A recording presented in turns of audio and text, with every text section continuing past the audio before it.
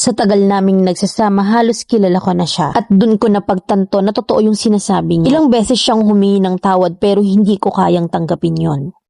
7 years in a relationship kami ng partner ko at meron kaming isang anak. Sa tagal namin nagsama, okay naman ang lahat. Walang problema at nangako siya na pakakasalan niya ako sa tamang panahon. One time nagkayayaan sa opisina dahil birthday daw ng kumpare niya. Nagpaalam naman siya sa akin at dahil may tiwala naman ako, pumayag ako basta hindi siya sosobra sa alak. And then 3 months after ay birthday ko na. Masaya ang lahat pero nagbago yun nang may dumating na isang babae. Kinausap niya ako and then sorry siya ng sorry. At syempre sa una hindi ko naman alam kung bakit siya nagsusorry or para saan yun kasi hindi ko naman siya kilala. At dun siya umamin sa akin na nabuntis daw siya ng partner ko. Hindi ko alam yung sasabihin ko sa kanya kasi that time ay wala naman yung partner ko. Pinilit kong kumalma muna hanggang sa dumating siya. At nung dumating siya at wala na yung mga bisita at naiwan si girl nandun sa sofa nakaupo. Tinanong ko agad yung partner ko about doon at hindi siya agad nakapag-react. Anong time pala na nagpaalam siya sa akin na birthday ng kumpare niya. Sa kasamaang palad, he got drunk and he had sex with his girl coworker. Sa tagal naming nagsasama, halos kilala ko na siya na kapag hindi siya nagsasabi ng totoo. Kaya doon ko napagtanto na totoo yung sinasabi ng girl. Iyak lang yung ganti ko sa mga narinig ko at ang sabi niya, isang beses lang nangyari yon at hindi na naulit pa. Hindi ako nakinig sa kanya at dali-dali akong umakyat sa taas ng bahay namin. Yun ay para kunin ng mga damit niya at hinagi sa kanya palabas. Tinulak ko rin yung babae palabas. Ilang beses pang humingi ng tawad yung partner ko pero hindi ko kayang tanggapin yun. Hindi ko na rin siya hinihinga ng sustento sa anak namin at tumayo ako sa sarili kong paa. Then after 2 years, nalaman ko na ikakasal na sila ni girl na nabuntis niya. Hindi ko alam kung anong mararamdaman ko that time dahil ikakasal na pala sila sa mismong araw pa ng birthday ko. At balak pa nilang kuning flower boy yung anak namin. Pero di ako pumayag, Mami Len. At karapatan ko naman siguro yon.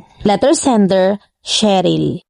7 long years. Pinalit sa one night stand. Sa relationship, hindi mo talaga masasabi yung loyalty, trust, and security. Kahit pag gaano katagal. Kapag may ganyang klase ng babae na bumubuka ka na lang, na hindi iniisip kung may pamilya or karelasyon yung kinakaangan nila. Bigyak talaga sa mga babaeng pakarat. Sorry sa word. Papabuntis sa lalaking nakilala mo lang sa inuman. Then iiyak tapos pa-virgin yung atake. Walang delikadesa. Saludo ako sa iyo girl kasi mabilis kang bumitaw. Never kang humingi ng sustento. Dignity mo yung nangibabaw. Tama lang yun kasi kung ganyan na pag nakakain ng palay na aahas, di tayo secured dyan. Hindi mo naman po pwedeng bulagin yan para hindi makakita ng alak maging faithful lang. Buti na nga lang pinakasalan, pinanagutan. At saka grabe ha, kukunin pang abay yung anak mo. Para saan? Para maging witness sa katarantaduhan. Oo, karapatan mong tumanggi of course. Tama yung magsama sila. Magpasakal sila sa isa't isa at nang hindi na makapangbiktima pa. Tsaka sabihin mo ikaw na lang yung kuning abay. Isuggest mong ikaw sa court. Para sure ball road to forever na. Higpitan mo hanggang mag-violet ha. Baka pumiglas pa eh.